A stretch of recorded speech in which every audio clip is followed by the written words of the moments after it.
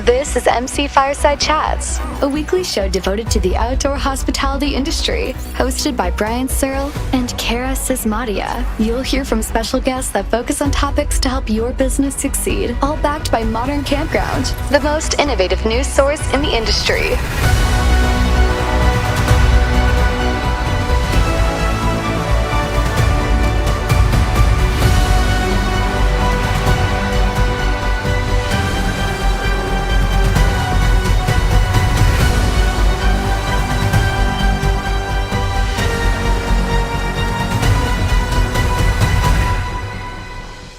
Everybody to another episode of MC Fireside Chats. My name is Brian Searl with Insider Perks, here as always with our recurring guests for week one, who are just Sandy and just Mark today because everybody else apparently is busy.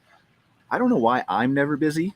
I feel like that's a me problem, and maybe I should refocus on other priority areas to make sure that I do have other things to do besides the show once in a while. But here we are. So super excited to have Sandy Ellingson here. She's going to talk a little about the RV industry and some of her, well, we're going to debate all kinds of stuff. We'll figure out what to debate. And obviously Mark Koep from Campground Views, like 7, how many Facebook forums do you have now? Like 22, 23?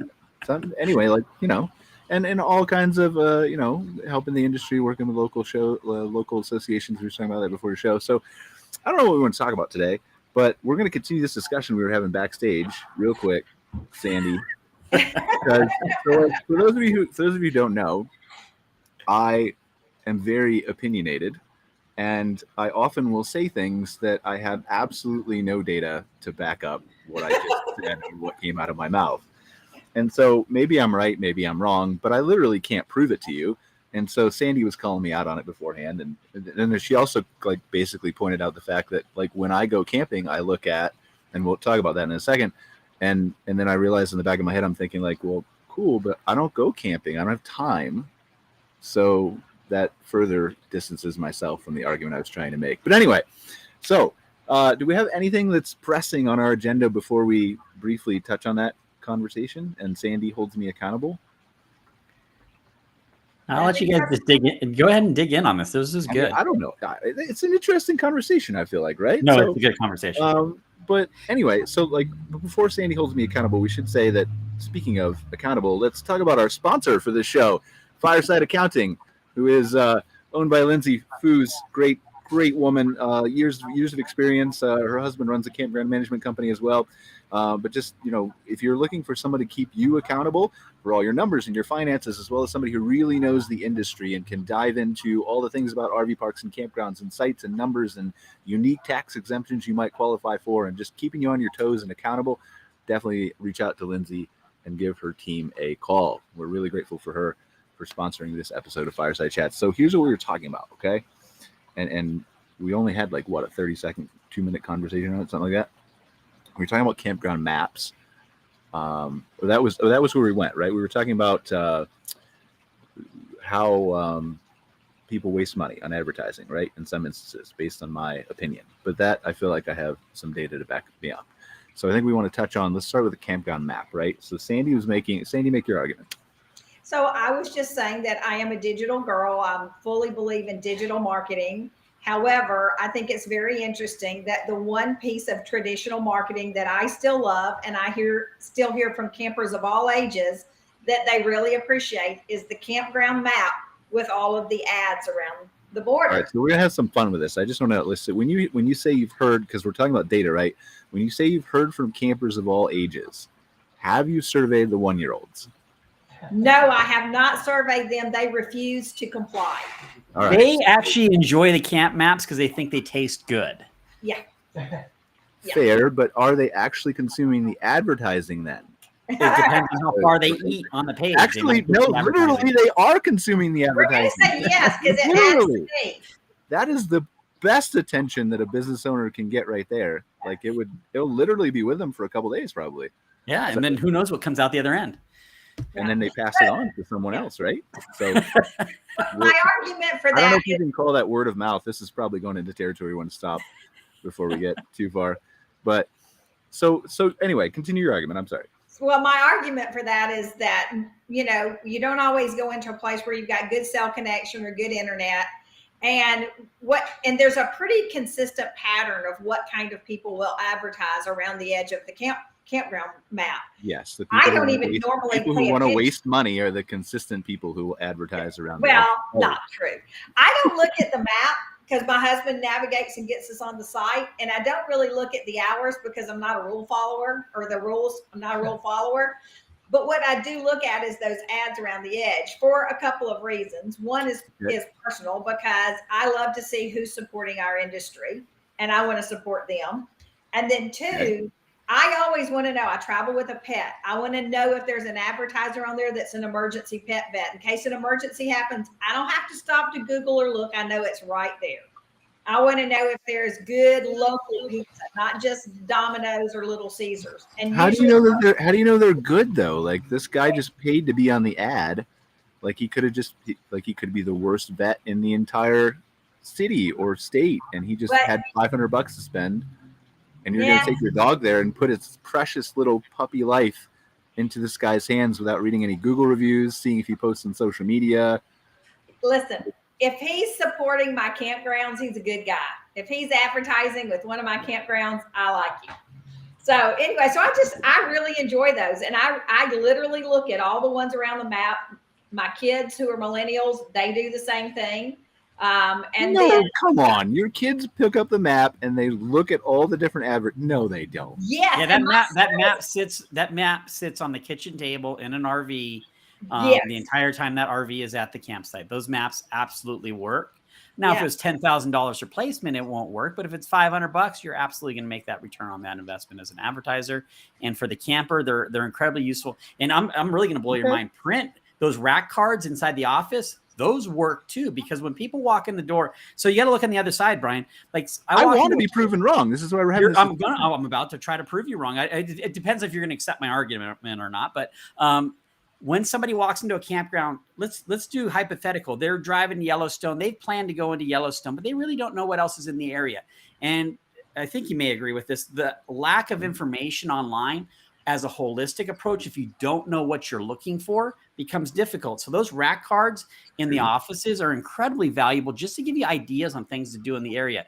Zip lines, roller coasters, whatever, all those different advertisers that put those rack cards in there.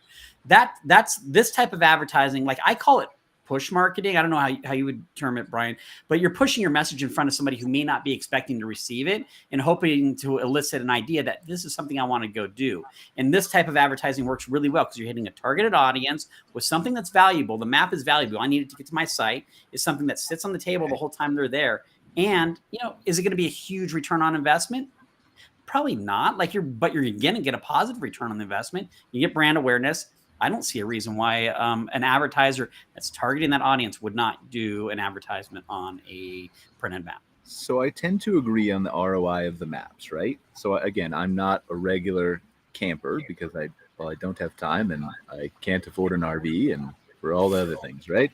Well, maybe I could afford an RV, but anyway, Jeff Hoffman's going to buy me an RV on LinkedIn. Did you guys see that? No, that's cool. Yeah. I asked, he said he posted about his new mobile office, and I replied and said, "Can I have one?" He said, "Sure." I don't know. I think that's a valid contract right there. Yeah, I think that means he's going to. Anyway, so I get that. Like, I think there's certain business verticals that definitely can benefit from that if that's what is like. And I have no reason to doubt you, right? If it is sitting on the kitchen table or the counter, or it gets moved around or shuffled or whatever else. I think it depends on the business, right? I'm not so sure that the emergency pet person maybe is making $500 worth, but for sure restaurant would. Absolutely. Like a local restaurant or a bakery or an ice cream shop or things like that. So I definitely agree with that. I'm still not sold on the fact that Sandy's kids are willingly reading the map. I feel like maybe she takes them camping and she's like, no TV, no phones. What are we gonna do? Here's a map. And then I feel like that's probably how it works. I said my kids are millennials, which means they're in their 30s, right? And so they do find it. No, don't say 40. I have no data again to refute my claim here, but that's just the hunch that I'm going to go with. So, but yeah, the rack cards is an interesting thing, right? So I look at rack cards two ways, right? For sure, there are people who are going to go in the store and they're going to browse around and they're looking for things to do, and they're going to pull up some of those rack cards, right? And And that's probably it's not that expensive to put those in, well, I guess solicit other businesses to put those in your store. It really doesn't cost you anything, right? I'm not so sure on the flip side of the debate where I want to spend $10,000 to print these and put them in rest stops all over the place. I don't know if that's there. Maybe it is, but I think that a lot of businesses aren't tracking this.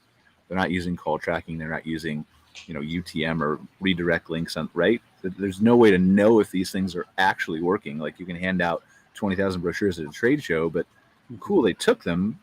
Maybe they glanced at them, but did they call? Did they make a reservation? Did they visit your website?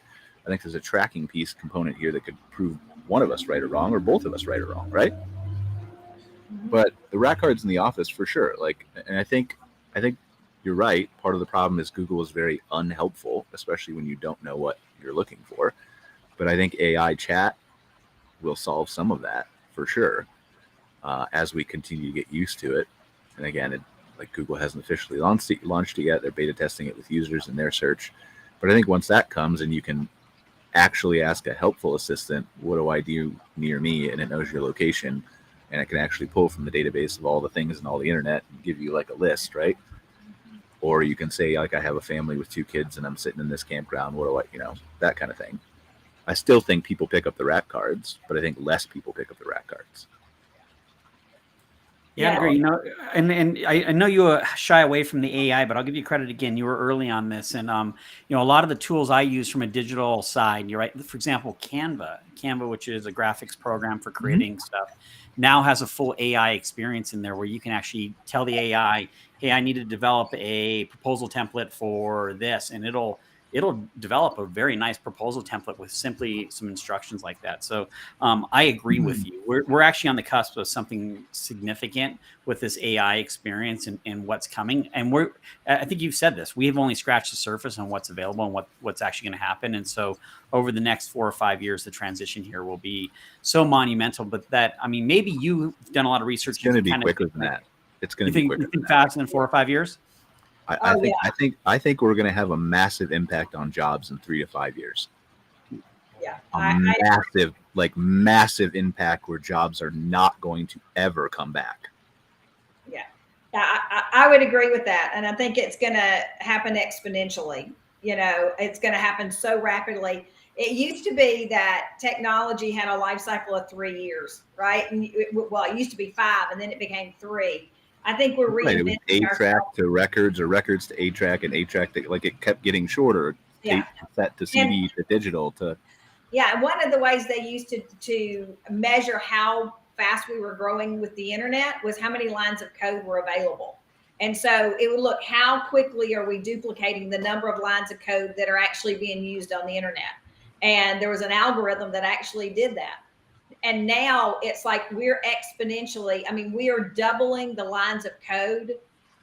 It's less than a year now because so much code is going out there. So, so I think it is going to be exponential growth. The one thing that I am kind of watching AI for that I know they will do, but I wish they wouldn't, is just like with Waze and Google Maps, if you're trying to search for a route, it now will navigate you past their advertisers. It looks to see, can I not what is absolutely the best route, but can I route them past an advertiser? And you don't even realize that's happening.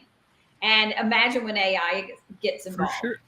Well, for sure. But I think, I think some of that is good and some of it's bad, right? And I noticed that years ago. I don't know if you guys ever did. I can't remember. I think it was Waze, but maybe it was Google Maps too. Like, we would see the Taco Bell, I think Taco Bell did some kind of national campaign, and we would see you'd look on the map and you wouldn't be zoomed in and see any business, but you'd see the Taco Bell icon right there for every Taco Bell. I'm like, okay, that's interesting. Yeah. And I've noticed up here in Canada too, when I search for a brewery or somewhere to go to, like a local brewery when I'm traveling, I always see Tim Hortons pop up. That has to be advertising, right? Oh, it is. It's very clearly not brewery, but it happens in multiple cities, so it's not an accident, and it's all the Tim Hortons locations in the city, right? Yeah, and let me go in deeper on this, because I think park operators don't realize the impact of personalization within search results. And so, for example, I was just talking to a park owner, and they're like, well, our ad doesn't show up every time that I do the search for my park. And I said, well, are you planning on paying to stay at your park? You said, well, no, I obviously own the park. Well, yeah, Google personalizes your results. Now imagine where that goes with these AI algorithms that are already in play. I mean, there's already that stuff in the back end that's going on, tracking user behaviors and then customizing results based upon that. So the reality is tapping into that could be lucrative, but it's also a little bit scary too, because that's where you start getting silos of information that are going on right now where people get what? It's all scary. Continue though. Yeah. And so that hyper personalization of information is actually leading to the silos that we're all living in with right now. So based upon your behaviors, your search habits, and not just yours, but everybody else's own individual behaviors and search habits, they start diving down these silos of information because the search engines are feeding them what they want. Right. So it's just this is not new. This has been going on for 10 years with social media. This is how we all hate each other in the United States. Exactly. And that's kind of like, if you look at TikTok, I've been talking a lot about this because, and I don't know if you've seen it, Brian, I don't know if you've seen it, Sandy, but attention spans are just, they're way down. And not only are the attention spans down, but the ability to absorb information is down. Unless it's in a visual short form format, people are like, wait, I got to read something. I'm like, wait, I'm not going to understand this. And I actually had somebody in the Facebook group, in the main owner's Facebook group, Brian, say this to me. Hey, your video is more than 20 minutes long, or it was like a 20-minute video. I don't have the time to watch it. So I've actually been testing, and I know you've been testing with it too, doing short form video within the Facebook group of anywhere from 1 to 5 minutes long, just to get content out to help people. I did 2 of those videos and literally no one liked them. So I don't know if Facebook didn't show them. I uploaded them as Facebook Reels maybe I just need to put them as videos and see. Yeah. But there's a lot to unpack there, right? And I stray away from talking about AI all the time like I used to, because I feel like people are sick and tired of hearing it. But also at the same time, how do I balance that they need to hear it? They just don't understand that they do right now.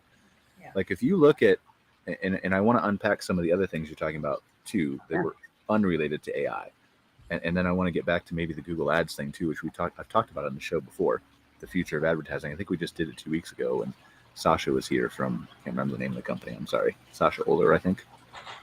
But anyway, like AI is, if you look at, let's start with these algorithms, okay? Because people think AI is new. AI is not new. You're just seeing AI at this current level is new, and it's accelerating exponentially very, very fast, and that's new. But they've been using machine learning algorithms in social networks almost since the beginning. And these algorithms were literally programmed to say, right now, people, and I'm just making up numbers, right? Right now, last year, we had 50 million people in January consume 40 minutes of content on YouTube per day.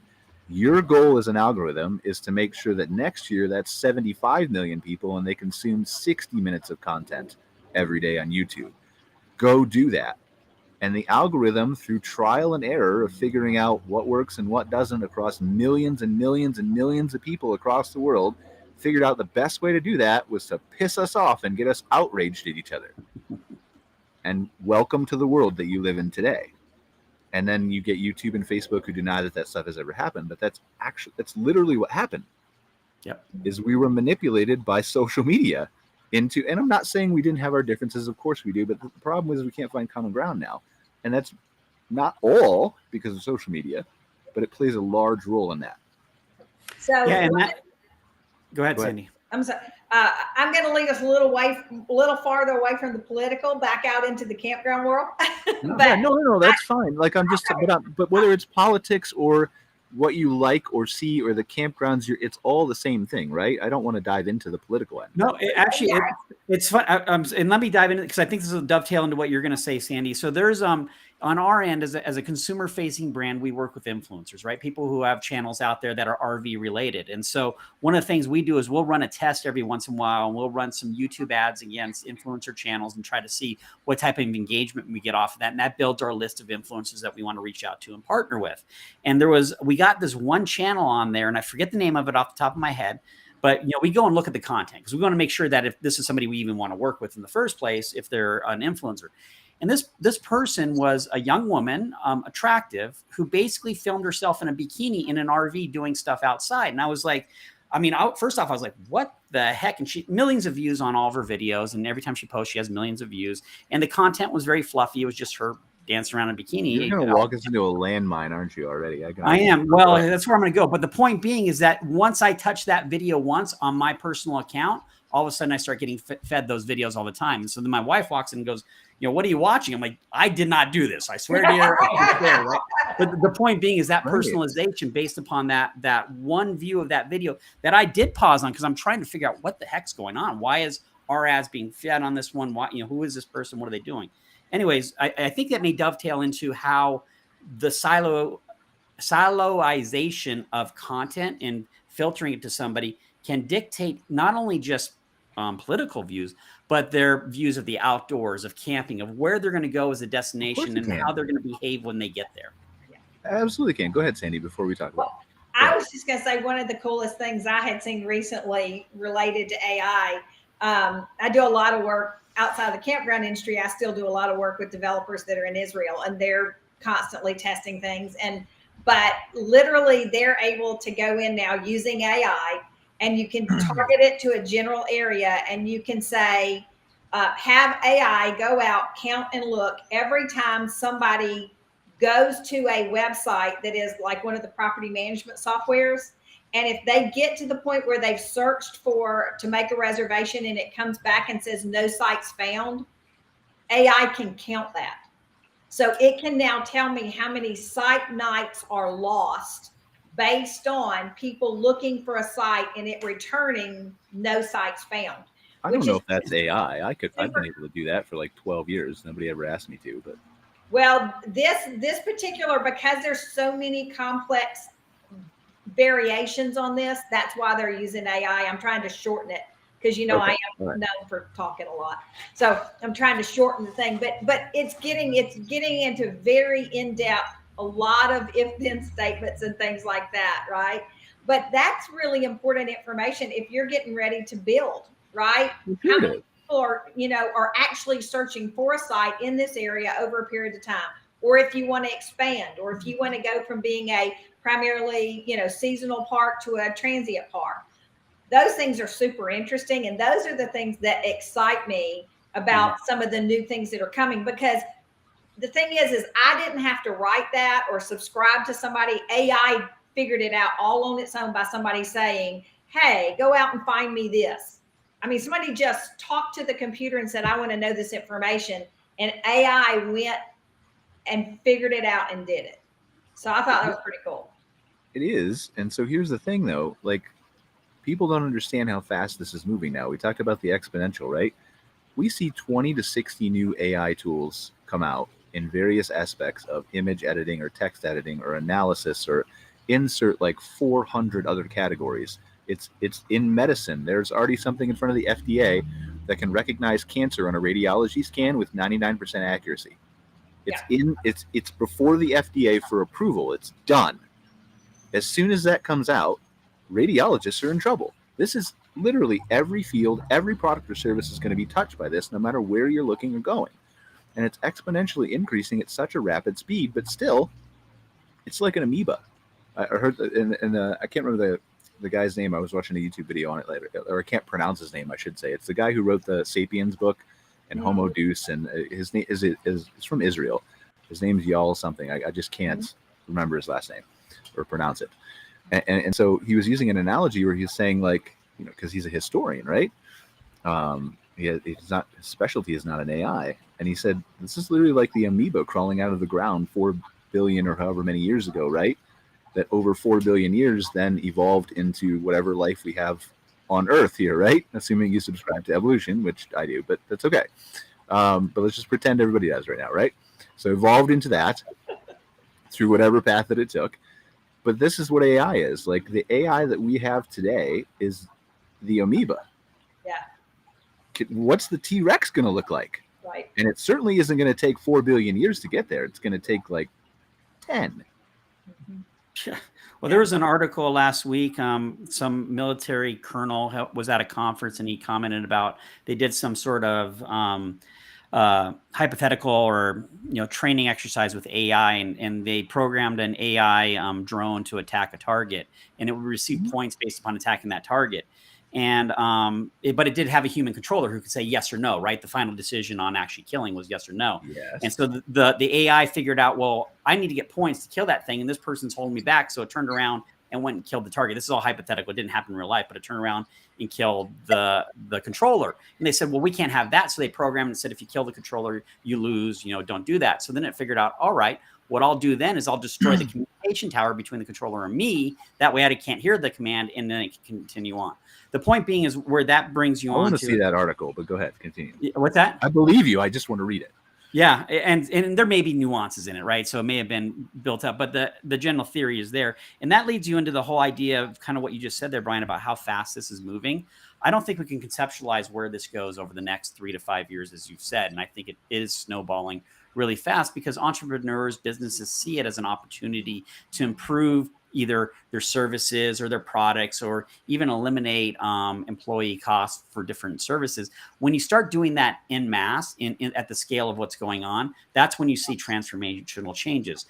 I think the easiest one to grasp is automobiles and trucking specifically. Trucking employs a lot of people in the United States, and there are now autonomous vehicle entities that are, for example, there's a route right now from Phoenix to Tucson that runs every day, carrying a load. The truck drives. There's a driver in the seat, but the truck drives itself, right? They've been testing this, and it's just been doing runs back and forth. So when you take that on or even a U.S. scale, where all of a sudden short run trucking that's destination to destination can start being autonomous, you lose a significant portion of well-paying middle-class jobs. And so continue. I'm sorry. I was actually going to stop right there. So go ahead, Brian. No, I was just going to say, so like autonomous trucking is a whole other thing, right? And we Right. definitely, like, it's something you need to pay attention to. But here's the thing. That's been coming for like 15 years. Yeah. You've known self-driving cars. Like, I don't feel sorry for you if you're a truck driver. I'm sorry. Like, you can call me cold-hearted or whatever you want to do, but you've known this is coming for 15 years. You've had 15 years to attempt to learn a new skill. Like, AI is coming a lot faster than that. I will feel sorry for the people whose jobs AI displaces, because it's going to come so fast that they won't have time to adjust to those kinds of things. But it's going to come very quickly. And what you're talking about, too, is a valid point. You're right about entrepreneurs and the investment that's coming into the space and how fast they're moving. And like, it's still, even with that speed, because you could argue that they moved kind of the same thing at the beginning of crypto and the beginning of the internet and the beginning. But it's still like, I don't know. It's way surpassed my expectations. It's going 100 times, 200 times faster than I thought. But even on top of that, this is the first technology that's existed that doesn't need human intervention to continue to evolve. This is the critical point, right? You can look at every other invention in the history of mankind, and this is a great video. Like, I'll find the link and I'll share it with you guys if you want to see it. But in the same video from the guy yesterday, from Yoel or whatever, he was talking about this evolution. And one of the examples he gave was Gutenberg's printing press, right? It's totally changed the world and knowledge and made free, books and printing available to everybody. But it still required a human to make the decision to print the books. The printing press didn't decide, I want one more Bible, or I want 10 more Bibles, or I want to add a page to the Bible, or I need to change my distribution to do whatever. And then had to stop when people needed to sleep. And AI doesn't need to do that. It works 24/7. So not only do you take the exponential scale of the entrepreneurs doing it, you take the exponential scale of 24/7, 365, nonstop, nobody gets sick work that continues to evolve. And like, it's insane. Casey! I even forgot, I forgot Casey was even on this show.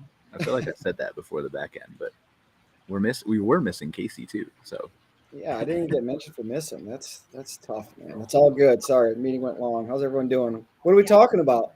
Oh, don't even ask. We started talking about campground maps, and then we got on a Yeah, we went from something totally traditional and safe to AI. Yeah. But I think It was a big jump. Hey, maps weren't always allowing booking maps. I mean, when just 4.5 years ago, I had to speak endlessly about the value of a booking map being relevant to a park. I mean, literally, it took years to convince a lot of campgrounds that that's beneficial. But continue. So Brian, I don't know if you saw this. I do real fast, Sandy. So Brian, I don't know if you saw this, but Campspot has announced that they're hiring a new role for the summer. It's called the Seasonal Chief Outdoor Officer, and they will provide a $10,000 travel stipend and a $2,000 monthly salary and a virtual assistant. And all the person has to do is go out and camp all summer long. So, Casey, first off, I love this as just a contest giveaway. So, whoever came up with it over there, you can take credit for it. So, Casey, good job. But if it was Aaron, somebody, genius idea. Like, I love it. Do you know anything about it? You want to share a little bit? Well, I just know that I'm going to throw my buddy Josh under the bus, that we're finally getting a legit COO. Like that's what I'm really, really excited about. No, it's awesome. We just rolled it out. Actually, I just, Aaron does a phenomenal job of holding anticipation of things until they're about ready to release. And then we all get excited about it too. So we were just actually talking about this today, kind of the final stages of it and things of that sort and release going out. No, it's something that we're super excited about, right? And get engagement, get people talking about, and just get people camping, right? At the end of the day, we want more people camping. We want to create more camping nights. I mean, people think it's cliche, but it's the truth. That's what we're aiming to do, is get more people camping and get more camping nights. I totally know who you should hire for that. We'll have to talk offline. And it's not me, because I have too many parks to help, but it might be my husband. No, not really. I do know somebody who's phenomenal. I think the biggest lesson in this is obviously it's a cool idea, but for an RV park or a campground is see what they did. So they actually hit the gut of the consumer. The consumer, literally, when they get in an RV and go travel for a weekend, they wish they could just do it all summer long. Man, I wish I get paid to go do this, right? And so they hit that right. Maybe it depends on what experience you have at the park, but continue. True. But, in general, they want to go camping, and they want to, if somebody's going to pay me to go camping. So I just love the entire concept from a marketing perspective. And like on our end, we got the press release. We sent it out to our entire list just because it's a completely awesome idea, right? So from a marketing perspective for park owners and operators, look at what Campspot's doing in this giveaway that they're doing, and consider how you could do that for your own park. Obviously not copy this idea, but something similar that hits at the gut of what your guests want when they're traveling, and that's going to get them to share the idea. So I just love it from a marketing perspective. Appreciate that, Mark. I've not seen it, honestly. It's the first I heard about it. So, but yeah, it sounds like a good idea. I have a question for you relating to Memorial Day, Casey. With some of the other groups that I work with, and one of the things we discussed in the Innovator group was it was very interesting that over the Memorial Day weekend, 2 statistics came up. One was that there were more parks that had their glamping sites 100% sold out, and their RV sites were not, which that's the first time they're just starting to track, obviously, some of the glamping stuff, but that kind of stood out. And the second thing that I thought was interesting, that they said they had the highest number of last minute bookings that they'd ever seen. So did you see that inside your data as well? Yeah. So, I mean, a couple different things there. I don't have specifics on, lodging versus RV sites as far as availability. I mean, we all know that the trends between, whether you call it glamping like a cabin or, the specific, I mean, I consider a cabin, half these cabins I consider glamping because it's not in a tent, right? Or it's not an RV, but we know there's a rise of those. We definitely saw overall of the whatever that is, a 23 or 2,400 parks, a huge jump the week right before Memorial Day, and then continuing right now. There has been a big, like a breath of fresh air in terms of a spike in camping reservations overall. So where there is this little like, oh man, this is there's just not seeing the numbers here that I think a lot of people hope to see or anticipating seeing. It just took a huge jump kind of as just before that first busy camping week, and then continuing after, which is even more exciting to see, right? It's exciting to see a big jump on a holiday weekend, but what you want to see is that trend continue right after that. It means that people are not only booking the one, but then they're booking another one, or people didn't get in on that initial holiday weekend, and now they're like, hey, summer's here, but it makes a lot of sense, right? I'm looking outside right now at our house, and there's 8 kids running around crazy over here. But summer's out, right? And so as soon as that starts to happen and kids get out of school, yep, that's it's like, parents go, okay, I'm not having this here all the time, right? Like we're going to plan something, and we're going to go do this for these amenities and stuff like that. So some of that makes sense where I'm sure people aren't stupid, right? When the people that are camping, Brian might argue this, but no, the people that are camping, they're looking at trends, right? They're looking at availability. And if you see that everything is booked up, you're going to follow suit to that. And you're going to be like, okay, we need to book this now. And that's kind of what happened a couple of years ago. People realized I can't book anything. But people are, they're going to look and see. And if there's some availability, they're not be as big of a call to action to say, I have to book that right now. And there's a good and bad of that. What the good of that, though, that we're seeing right now, to Sandy's question, is reservations are picking up drastically. Like they're accelerating very quickly in a lot of cases. And that's really, really exciting to see beyond just a holiday weekend, because it shows that, like I said, that the season is here, and it's not necessarily a painted picture yet, right? We kind of had a little bit of a picture of what we thought, maybe occupancy was going to be down a certain percentage, but then we saw this kind of good jump, this good spike. And so far we're super excited because it's showing that that's maintaining. I think we've been telling our clients that, right, for a couple months now. Just it's not the same booking window. You need to wait. It's when Memorial Day they start kicking off summer, and then the kids get out of school, and that's whatever, right? It's not across the board, but now. So what I want to see now is yes, that trend, we've seen that trend too, but does that continue throughout June? Yep. Or is that and then that's what will make me a big believer that it's going to be great. Yep. Yeah, I think it'll be good, but will it be great? I don't know yet. Yeah, well, you have to define great, right? I mean, if you're defining great as, the main COVID year where, everyone was available for the most part to work during the week, that's tough to compare that. But I think if you put some realistic expectations and you're just utilizing some other things a little bit better, using your add-ons better, using rate management a little bit better, you're using just technology in general, or you're embracing some other things to help, bring that ADR up, or if you bring that overall invoice up, you can definitely make some necessary adjustments. For sure you can. And that's the thing. Like, you can be down, like there's a range, right? And you and I were chatting about this with numbers a couple weeks ago, right? Where some people were looking down, and I have had those conversations with other reservation systems providers too. And I think that's flipped a lot since then. The conversation is different, but at the same time, a lot of those people who are on the higher end of that down range, they don't do any marketing. They don't do any marketing. They don't do any work. They don't know where their people are coming from or why they're coming. And so it's very easy to then flip that, especially the first couple of years after you turn that faucet on, because there's literally 30 levers to pull to, right?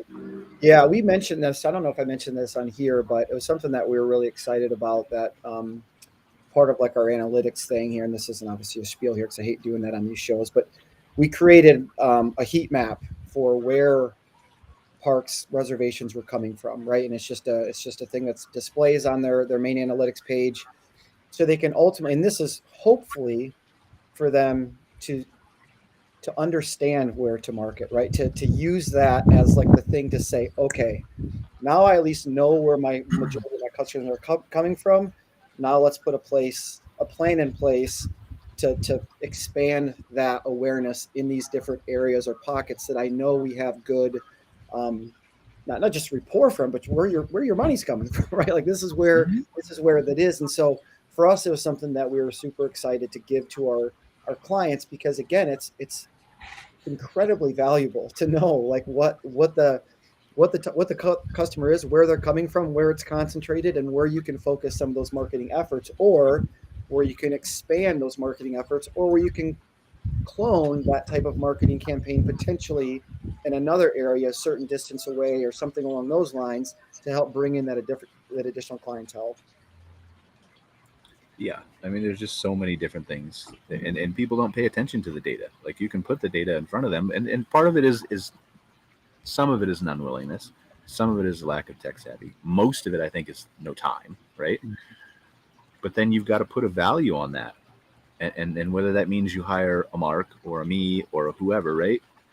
Or and even outside of marketing, if you hire whatever you're outsourcing, right? An accounting firm, like our sponsor, Fireside Accounting, by the way. Well done. But whoever, right? You need to put a value on those things, and we see that like some of these free websites that we're doing for CCRVC, the Canadian National Association, for American Glamping Association, for some of our other partners. We're seeing people come to us and they don't value websites at all. Like we talked to somebody yesterday who literally said, I want a website. It was a free website, right? It's a templated website, and I need it done. My booking thing, I'm going to be ready to go and accept reservations next week on Thursday, and I need the website done by then.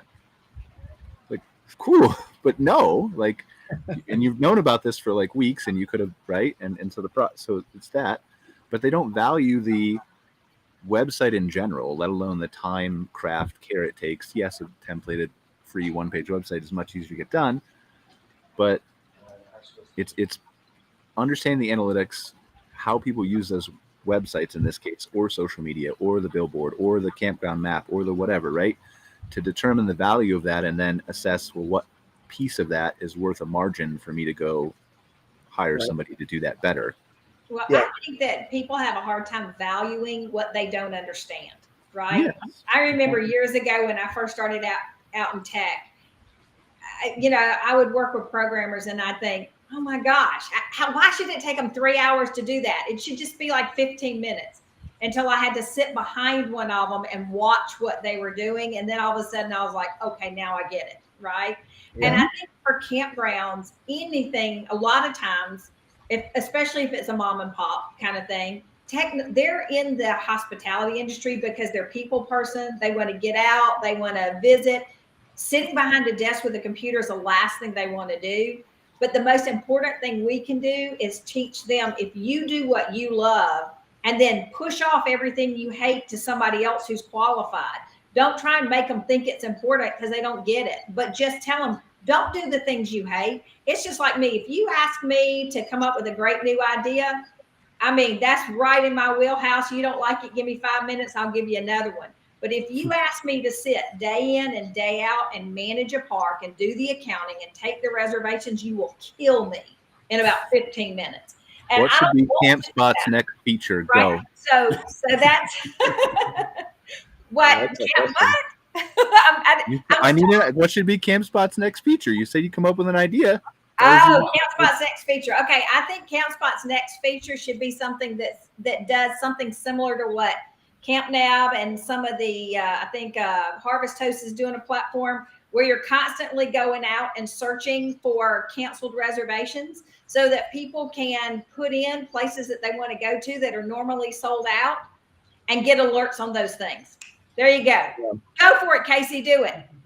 I'd be interested. I'd be interested to see how many parks across the platform and on any given weekend are at 100% capacity. Yeah. Even at the site type level. I know that happens obviously at a lot of the state parks, right? Like that gets all nabbed up right away, whether people are going to use them or not. Mm-hmm. So if they decide to cancel them, and I can't tell you how many times when we did that state association show, Mark, that I was at, where we went to some of these just incredible state properties. And because they were so cheap, people just don't show up. They don't even care about canceling. Yeah. And you had 10, 15, 20 spaces open. And I never knew this, but you can actually go there, and after a certain point in time, if they don't show up, you can just take the spot. And I remember thinking, man, that's kind of a bold way to kind of think about things. And then I went to some of these places, and I'm like, there's like plenty of availability here. Like this is kind of crazy. So it'd be interesting to see how many people actually cancel and how many times you can actually rebook that in time. Be curious to see that. That is my idea specifically for you, Casey, and I'm not being negative to any of my other friends. You are the only one that can do it because you have your own marketplace. Yeah. So, and you have great parks, which I can't get into a lot of times. So if you fix that for me, I do want you to call it the Sandy widget. Okay. It seems worth at least pulling the data, right, to see. Yeah. Because whether you develop it or not, I'd like to see the data. That's interesting. With other property management softwares, I couldn't do this, but with the marketplace, right, I could go in and say, hey, I really want to get into this campground. Alert me if there's a cancellation. Right. Better yet. Honestly, this is revenue generation, right? So Mark, hold on one second. This is revenue generation, right? So you could have campers subscribe to this, right? And you could have tiers on how fast they get the alerts, right? Yeah. So there could be like a $1.99 tier. There could be like a $5.99 and a $9.99 tier. $9.99 gets text alerts, so they instantly see it. The $5.99 gets emails, and the $1.99 gets a carrier pigeon sent to them. Let me add on that, Brian, because I was about to go to the same spot with you, but a little bit different play on it, which is if I'm looking to book a site and I know the site's $75 a night or whatever, but I want to be there and everything's booked, I'd be willing to even bid on it and say, I'll bid $80 if a site opens up and put my credit card in and you book it, right? So now all of a sudden you've got almost like a bidding for sites type of deal. I don't know how many people would be willing to do that, but that was kind of an idea. So I think it depends on how many parks are full, like Casey said. That's the interesting thing. Yeah. Harvest Host has a new thing that they're doing with the campgrounds for that, but they're only doing state, federal, local parks. Camp Nab is doing the exact same thing. That's a much smaller ownership. They're doing it, but there's nobody that's doing it from the private parks, piece of it. Yeah. And, at some point when we all get together and we're working together, maybe that would be an opportunity. But for right now, that's a space that really only Campspot could serve. Yeah. Oh, definitely noted. Hey, did I win? We'll see what type of. Yeah, we just got to see the data, right? Like the data is going to tell us whether it's like obviously it's Campspot's decision, right? But from a smart perspective, like does that problem exist? Yeah, yeah, for sure. I think for sure it did in 21 and probably in 22. Call me. Yeah. Whether it still does, I don't know. So We'll do. Yeah. Yeah, that's a good idea. I can tell you that the perception maintains this year. We still see that in fact, RVtravel.com does those clickbait style posts often on our campgrounds full. And you read the commentary, campers still believe the campsites are full, whether that's real or not. That's still the mindset. A lot of folks is that everything's full. I can't get anywhere. And, I don't think that's the reality, but that's definitely the perception on the consumer side. Well, I think it's the reality in certain markets for sure. But Mark, that goes back to what you were talking about earlier was attention span. People will spend about 5 minutes max trying to find a site. And if they can't find it, they're done. They quit. They said, we're just not going to go camping. Right. And that's why I see the Who says that? Wait a minute. You need data to back this up. We're back in full circle now. Who says that? Oh, so I say they're just going to give up and go pout on their couch. I don't know about that. No, I mean, I believe we didn't do a research specifically on this, but what we did do is research on. You called me out on data. Now I get to call you out. But what we did do research on is click fatigue. So we can tell you what percentage of campers say that they have click fatigue, which is trying to find a website. Okay. So, which basically relates to the same thing. Now, I didn't go into anything as far as how long did they do that, but I will mention to Scott Bear, who's to me the analytics guru, that the next one we do, we need to include that. But people do have click fatigue, and so they will only search for so long because we know their attention span is short, right? Before they give up. Yeah. Right. So this is all going to be so this goes full circle back to what Mark was talking about advertising and personalization too. Right. And back to how like AI is going to eventually what's going to happen. And I talked about this with Sasha on the show 2 weeks ago, I think. Eventually you're going to feed your inventory data directly into these systems, whether it's Bing or ChatGPT or Google system or whatever it is. You're going to feed your inventory. You're going to connect a Campspot. You're going to connect a ResNexus. You're going to connect to whatever, right, to these systems. And it's going to be able to determine your inventory in real time. And that is going to allow you to be able to search, and it will present you with campgrounds that it thinks you like, that have availability on the dates that you want to stay, whatever else, right? And that's going to get rid of that click fatigue. But it's also going to create a better environment for advertisers too. Because now, like in the example I used on the show was just so people can understand, was Delta Airlines, right? If Delta Airlines is running billions of dollars in pay-per-click every year to get people on a specific route, and they're running pay-per-click against, like, I don't know, pick one of their hubs, Atlanta to Detroit or something like that, right? Right now, they may run those ads and they're not targeted enough, or they don't know enough about the consumer, so they waste probably millions of dollars worth of pay-per-clicks PPC, because somebody will click that ad who wants to depart the airport at a specific time. That flight is sold out or doesn't exist, or wants to sit in first class is already sold out, or needs an exit row and the exit row is already sold out, or whatever, right? Whatever the case may be.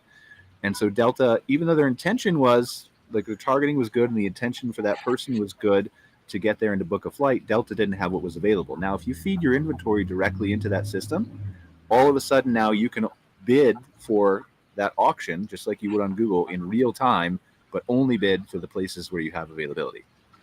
The flaw in that, in my at least my understanding, we were just talking about this today because obviously we have a whole team that we're talking about all this stuff with. But like we just talked about this today. The interesting thing with that is how do you see Google specifically, or even Bing? There's no way they're going to give up their number one revenue source, right? Like they can't just get rid of that. They can't just say, hey, we're gonna allow you, Delta, to spend hundreds of millions of dollars less. They have to funnel. They're not going to spend less. That's the difference. So here's the difference, right? So when we look at, Mark knows this, when we look at Google Ads, right? So right now you pay a cost per click. Yep. And then as you work your way down that data metric, eventually when you're tracking revenue through Campspot or your reservation system, what you get is a cost per customer acquisition. Yep. How much does it cost you to acquire a customer? That number is what you're going to bid on. So now, because you know for sure that that customer is looking for a flight that you offer and a seat that you have at a time you have a flight to depart, now it's almost a 98% certainty that they will book if you put that in front of them in a real-time auction. So now instead of paying $3 a click, you're going to pay $30 a customer or $20 a customer to Google.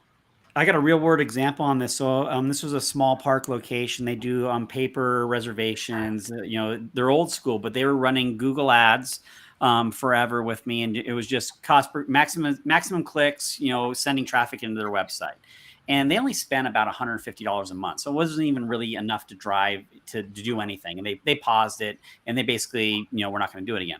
All of a sudden they called me up and said, hey, we need to get some guests in our park. And I'm like, well, what do you want? And so I got down to the heart of it. I'm like, you guys want a phone call, right? And they're like, yeah. I'm like, all right, I'm going to set up this campaign. So all it's going to do is generate phone calls. I'm not sending any traffic to your website. It's just going to be a call only campaign that runs on mobile. But the trick is you're going to pay a lot more for that because it's a phone call.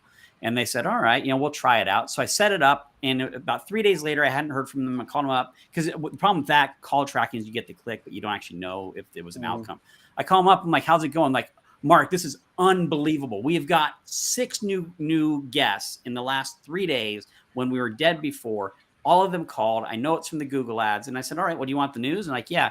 I said, as of right now, you've spent about a third of what you previously spent on Google Ads in your pay-per-clicks. You're going to spend, a significant amount more on a monthly basis. Are you okay with that? As long as these phone calls continue coming in, yes. So to Brian's point, a business owner knowing with certainty that every dollar they spend is bringing in a customer will be willing to pay more than the uncertainty of getting some crappy traffic and having to figure it all out. Right. And you're going to lose some of those, right? Like Delta, like it's not a guarantee 100%, but it's going to be an 80 to 90% guarantee. Yeah. And then to add to it, $15 instead of 30. And then if you hit 50% of the time, it's still 30, but Google's still going to make their money. It's just going to be better for Google and better for the advertiser. I guess that's what I was getting at, is that it's not going to be just this new world where Google is providing an easier search option and not capitalizing on it. Like the cost is still going to somewhat be there. It's just a matter of how it's, Well, the biggest risk to Campspot is the same risk that like Expedia and all them faced with the hotel side, where originally Google was just taking the Expedia data and showing it. Then eventually Google launched their own hotel search engine and basically cannibalized that business from those type of travel services. They could obviously do the same thing in this space. If all the reservation engines are fine or in the data, they could just cannibalize that and take over that market. So it is a big risk. And the reality is the players with the technology are the ones that are going to win in the end. And so the trick is for everybody else in the world is to try to figure out how you operate a business within the world of giants. How do you carve out a little niche for yourself and your family and your friends in order to make a living in all of this, which is, I think, kind of dovetails into what Brian's saying about there's a lot of people about to get screwed with AI taking their jobs. How do they carve a niche for themselves and survive in that? We talked a little bit about that today. Like the difference is saying, hey, find me a 3-star hotel within 5 minutes of the city of Chicago with a king bed. And for AI, something like that, I think it makes a perfect sense to say with availability within 5 miles, like that makes perfect sense. The opposite of that would be, find me a campground within 10 miles of this area with availability that can fit a 23-foot RV with slide outs on one side with 2 pets, that, you know, and it needs a swimming pool, or whatever, right? And maybe I'm making it more complicated. It is, but these are just very basic Right, questions. you're not there yet, right? You're not there Yeah. yet. Yeah, you're Yeah. there to your first question when Google Yeah. launches it. Your second question though is a year away. It's Yeah. not far. Right. Because again, campgrounds may lag behind this, right? But you're going to be able to feed your data into those systems. And if you don't feed your data, like imagine if you don't feed your data, forget about whether you advertise. Imagine if you don't feed your data into these systems and it gives you a list of 3 campgrounds, but it pulls from the ones who feed it data. It's already there because Google already knows everything about what I need to camp. No matter where I go, if I'm making a reservation, it pops up and says, do you want to pre-populate this information? And it is my rig type. Right, but it's going to get even age. smarter than that, right? Like Yeah. that's the point. It's gonna start collecting more information, and then it's gonna just like a lot of it. You're not even gonna have to ask. It's gonna know already that you have, and it's creepy.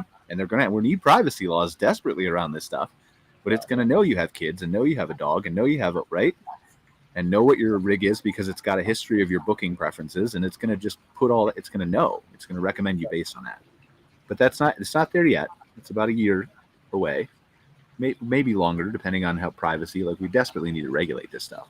Yeah, it definitely needs to be regulated, and essentially it needs to be what you feel comfortable loading that in, whether you feel comfortable or not. And so if enough people don't feel comfortable with that and they don't use it, well, then that is the potential way, right? Like if enough people are like, well, I don't want them knowing that about me, like again, turning certain things off on your Facebook accounts or whatever the case is. We're like, I don't want these suggested things. If I say something, all of a sudden I'm getting ads for it. You can turn that stuff off, right? Like, and so. But how many people are tech savvy enough to do that? Well, To have and the attention realize span to figure it out. Yep. human beings are the only ones who are willing to honor anything we put in there about what, you know, when you say you want something in place that protects your privacy, then another human will honor that if you say that because of laws, but AI is not going to do that. It's like what Mark was saying. AI is going to figure out a way around it. It's going to say, well, I know she says that she doesn't want to share that, but I can do it better if she will. So forget what she says. I'm using her data anyway. And here's the thing though, with your point, right? The point is that when advertising gets good, and it's not like some of it's good, but when it actually gets good and valuable and relevant to you, you will share more of that data because it will help you. Oh, absolutely. We're doing it now. I swore I'd never do any of this stuff, half the stuff I'm doing now. And I'm already doing it because it's like, I don't want to fill all this in again. I know it's going to take me 15 seconds, but I don't care. Click. But then the flip side of that is we don't need the toggle in Facebook. We need the government to say you have to opt into this stuff and not opt out of it, which is what Europe does, which is what Canada's trying to do. Like, because the users aren't going to do it. Yeah. So anyway, we got like 2 minutes left. Wow. I know. We covered the gamut today. Like, That's I love having these types of I hope the conversations. viewers get a bunch of value out of it. Yeah. I mean, it's just really interesting to me. This is the stuff I like to talk about. It's not like, I'm obsessed a little bit with AI, right? But I think it's for a good purpose and a good reason. And you can, like, it's not hard to look and see that maybe what I'm predicting doesn't come to pass exactly like when I'm predicting it, because it's just a guess, right? It's an educated guess. But it's very easy to see, like, it's literally everywhere. Like, and still, did you see the survey? Did you see the survey that said only 14% of Americans have actually used ChatGPT? Well, 90 million people a day in the United States encounter AI, and whether they know it or not. Oh, That's well, that's huge. a whole other topic. Yeah. Again, but okay. It's Final thoughts? Anybody? But I love the good news that Casey just shared about the bookings being up following Memorial Day. That's kind of anecdotal what we've heard. So it'll be exciting to see those trend reports come out. And I'm not paid by Campspot, but kudos to Michael for starting to share some of the data that you guys are getting out of your system on an aggregate level, because that can combine with the KOA North American camping report to really give good insights on where this industry is going. So, that's kind of my final thought here. Yeah, and I'll put this up real quick. Somebody just put this on LinkedIn and commented, and I don't know why it doesn't say the name of the person, but AI is a great leveling field as well. Even small mom and pop can compete with and deliver an elevated product on par major operators, and this is one of the things that we should talk about on a future show too. Yeah. And this is not just campgrounds, right? I think I read somewhere that 52% of teachers have adopted AI in some form in the classroom to either create a lesson plan or something like that. But the majority of that 52% are Black and Latino teachers in underprivileged areas who didn't have the resources to do it before. Wow. I think that's great. Yeah. I think that's awesome. Yeah. So it's going to level all kinds of playing fields. I'm excited to hear about it. But okay. Thank you guys for joining us in another episode. Thank you, Sandy, for holding me accountable. Oh, speaking of accountability, our sponsor, Fireside Accounting. We appreciate them as well. And we will see you guys next week on another episode. Take care. Take care. Bye. Bye. Thanks for watching this episode of MC Fireside Chats, hosted by Brian Searl and Kara Sismadia. Have a suggestion for a future show or want to see your campground or company as part of an episode? Email us at hello@moderncampground.com. Join us next week for another episode. And don't miss the latest outdoor hospitality news and commentary from around the world at moderncampground.com.